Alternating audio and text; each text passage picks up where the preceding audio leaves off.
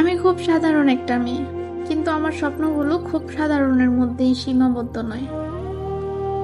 আমার জীবনে আমি যতগুলো স্বপ্ন দেখেছি, সেই সবগুলো স্বপ্নের মধ্যে সবচেয়ে বড় একটি স্বপ্ন হলো, আমাকে যদি আল্লাহ কখনো তৌফিক দান করেন, নিজের উপার্জনে, হালাল উপার্জনে, নিজের পরিশ্রমে আমি নিজের নামে একটি শখ করে বাড়ি তৈরি করব।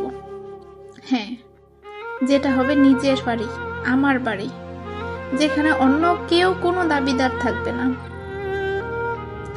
যে বাড়িতে থাকবে শান্তি, নিরাপত্তা আর ভালোবাসার ছোঁয়া।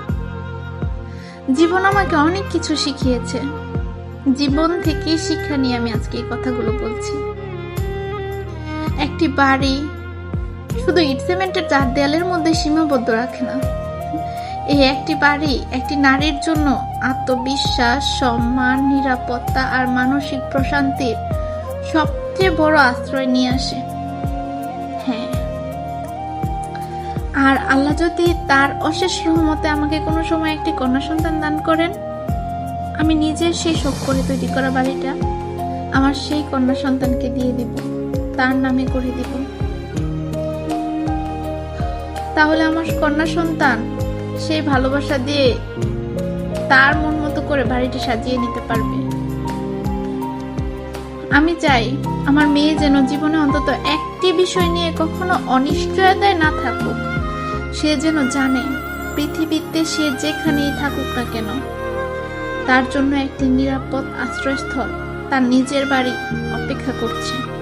সে সেখানে থাকতে পারবে, তাকে কোনো কিছু বলার কেউ থাকবে না, সেখানে তার নিজের মন মতো থাকতে পারবে।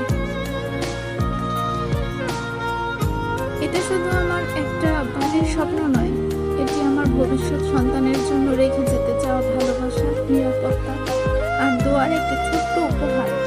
সে যেন কাউকে কখনো অভিযোগ করতে না পারে যে আমার কিছু নেই, আমার জন্য আমার বাবা মা কিছু করে রেখে যেতে পারেনি, অথবা আমার জন্য আমার মা নিজে থেকে কোনো কিছু কখনো করেনি।